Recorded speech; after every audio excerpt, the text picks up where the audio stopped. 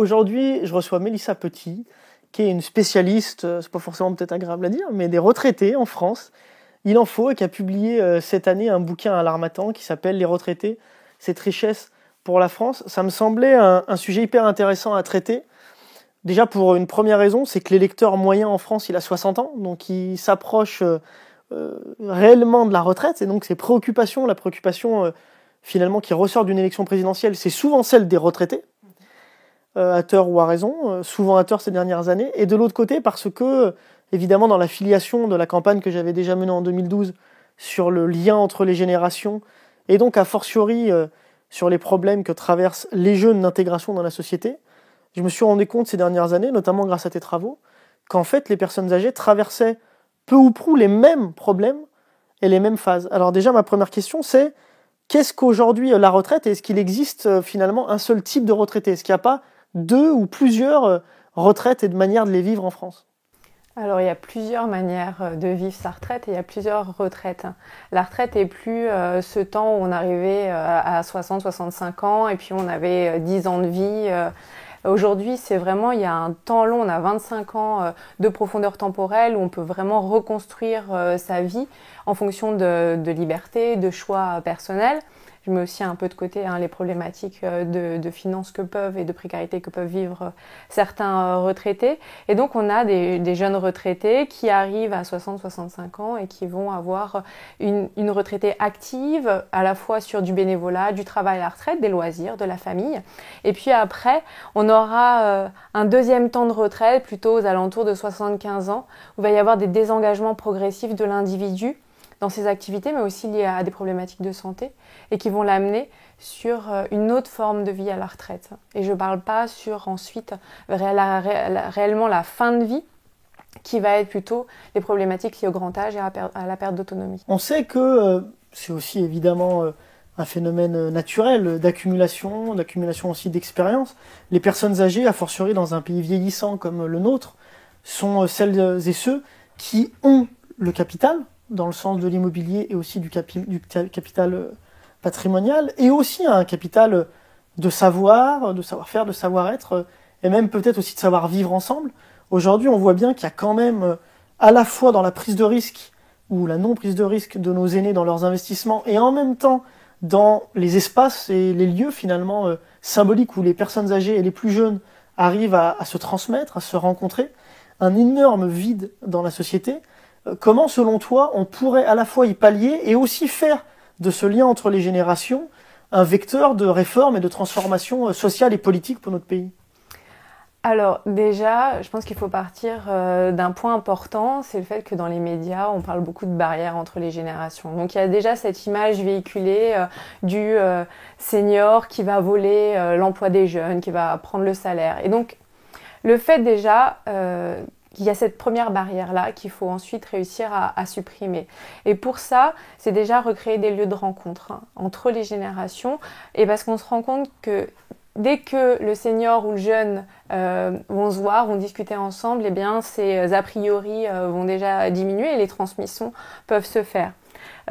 Sur un premier temps, on pourrait tout simplement, pour aider déjà les jeunes à percevoir les seniors autrement, à créer pendant leur fin d'études, par exemple en première ou en terminale, des heures d'intérêt généraux qui pourraient faire au service ou avec les seniors. Mais d'une certaine manière, on a aussi en fin de carrière l'idée de les retraités qui vont transmettre en fin de carrière ou en début de retraite, vraiment sur cette question de la transition, ils vont pouvoir aussi transmettre à la fois leurs compétences, leur savoir-faire en entreprise, à l'extérieur de l'entreprise. Je pense que pour recréer du vivre ensemble, il faut aussi apporter un regard inspirant donc sur l'âge et sur les générations en créant véritablement ces lieux de rencontre à différents moments. L'injustice économique, évidemment, elle n'est pas dans est-ce que les vieux prennent le boulot des jeunes, mais elle est plus profonde et pour autant elle est très prégnante dans la société française. C'est-à-dire qu'aujourd'hui, quand même, les jeunes ont de plus en plus de mal à devenir propriétaires de leur logement et au-delà de l'accession à la propriété, même à vivre en fait de leur travail. Parce que aussi il y a une protection sociale des acquis qu'il faut évidemment garantir à nos aînés. Cela étant, le système qui se dit de répartition de la retraite, pour moi un vrai système de répartition par exemple, ce serait que tout le monde cotise selon ce qu'il gagne au long de sa carrière, et selon la pénibilité on mesurerait la longueur qu'il faut pour cotiser, mais qu'à la fin, donc pendant sa période de retraite, tout le monde touche la même somme, qui serait une somme qui permettrait de subvenir à ses besoins évidemment les plus élémentaires, mais qui ne permettrait pas, entre guillemets, de s'enrichir. Par ailleurs, en plus, quand on a bien travaillé dans toute sa vie et qu'on a gagné pas mal de moyens, on a pu, par le fait aussi de la progression du niveau de vie, acheter de l'immobilier, vivre de ses investissements, etc.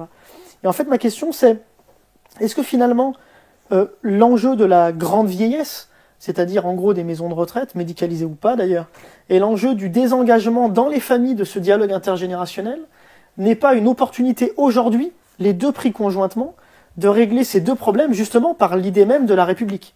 C'est-à-dire par exemple de faire de la grande vieillesse, au-delà d'une cause nationale, une cause où chaque citoyen serait eux-mêmes engagé via par exemple des structures coopératives, mutualistes, non pas non profitables, mais en tout cas non lucratives.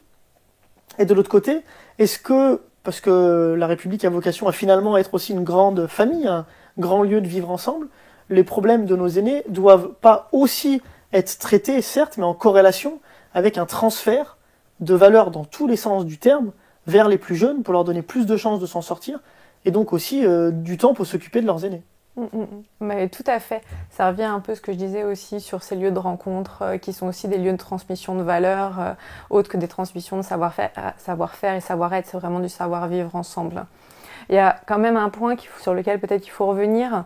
On n'est plus aussi dans ces temps où il y avait formation, travail, retraite. Aujourd'hui, on est vraiment dans une reconfiguration des différents temps et des différentes possibilités à tous les âges de vie. Et donc, on se rend aussi compte qu'en fin de carrière, en tous les cas, la fin de carrière se repousse, que le jeune retraité, il est actif. Même si on peut être aussi passif si on le souhaite. Il ne faut pas valoriser le vieillissement actif à tout prix. Et donc, se repousse ce temps de retraite à un certain âge, comme tu dis, vers cette entrée, je dirais, dans la dépendance. Et donc, il y a ce vivier de jeunes retraités qui peuvent retransmettre des valeurs, retransmettre de la citoyenneté, être vraiment des acteurs de la République, à la fois parce qu'ils vont faire du bénévolat, à la fois parce qu'ils vont être des travailleurs. Il y a un point malgré tout important aussi à reprendre sur tes propos, sur la question un peu du patrimoine. On sait que les seniors ont du patrimoine, mais c'est pas pour autant qu'à un moment donné, il faut leur enlever.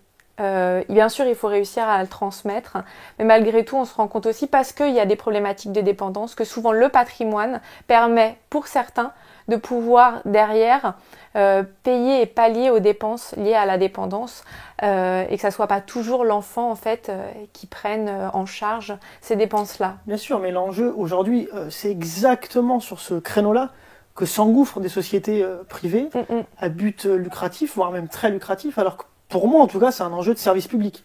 Si on ne peut pas proposer, promettre et garantir, et ce serait la contrepartie par exemple d'un revenu citoyen que toucheraient tous les retraités, quel qu'ait été leur niveau de cotisation pendant leur carrière, pendant leur vie professionnelle, c'est aussi de leur garantir par un autre modèle de production en fait de ces services-là, un prix entre guillemets vraiment garanti. Parce qu'aujourd'hui, quand on voit que des gens payent 3 000 € parfois plus pour aller dans une maison de retraite, évidemment que ça n'a aucun sens. Et c'est comme ça d'ailleurs qu'on capte cette valeur qui pourrait aller à de l'investissement entre guillemets plus engageant à long terme. Et en fait, ma dernière question, elle est liée à celle-ci aussi. C'est la question de la représentation dans notre société des personnes âgées ou même des retraités. On se rend compte que, je prends l'exemple des médias, qui est assez criant, par exemple les magazines ou les journaux français, leur lectorat a environ 60 ans de moyenne d'âge. Les chaînes de télévision, c'est la même chose. Pour autant, on voit jamais un retraité dans une fiction, dans des reportages, on en voit très peu. Comment toi t'expliques finalement cette espèce de regard qu'on ne projette pas sur nos retraités qui pour autant sont un public central de nos sociétés? Et est-ce que finalement dans les années qui viennent, on va pas devoir faire face justement par les défis qui nous sont posés par les retraités à une rébellion en fait politique de ces retraités qui vont peut-être demander autre chose politiquement, médiatiquement, socialement que ce qu'ils ont aujourd'hui? Je pense qu'ils sont déjà en train de le faire, sauf que c'est vraiment des choses sous-jacentes.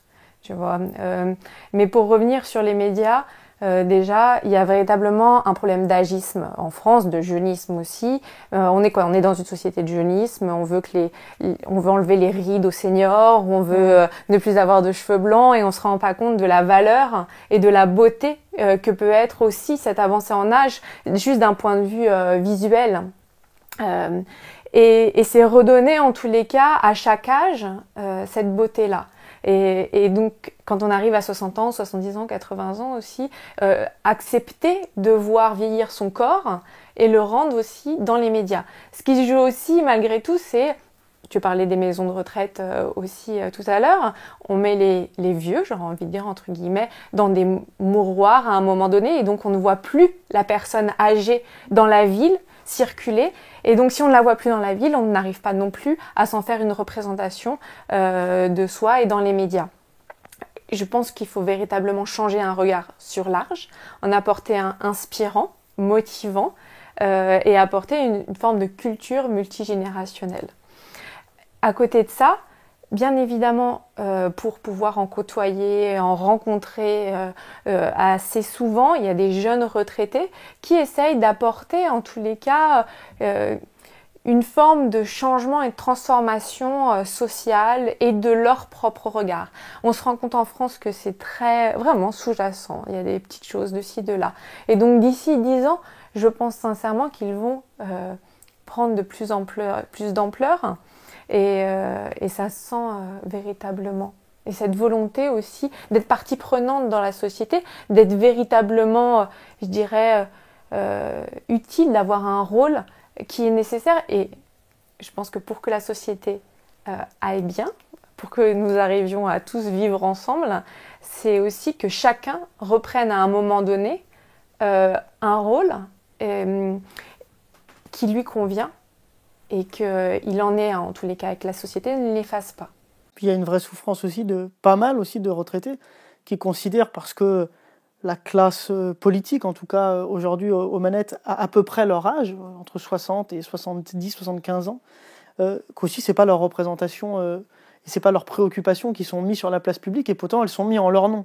Évidemment, sur les sujets de sécurité, d'identité, c'est quand même assez prégnant, et peut-être en effet qu'on va voir des figures émerger, comme Danielle, tu te rappelles de cette avocate qui avait fait fureur sur les réseaux sociaux parce que juste elle avait pris une position qui n'était pas du tout attendue en fait d'une personne âgée dans l'imaginaire collectif actuel. En tout cas, merci beaucoup pour tes éclairages. Merci Maxime. Et à très bientôt, j'espère. À bientôt. Merci.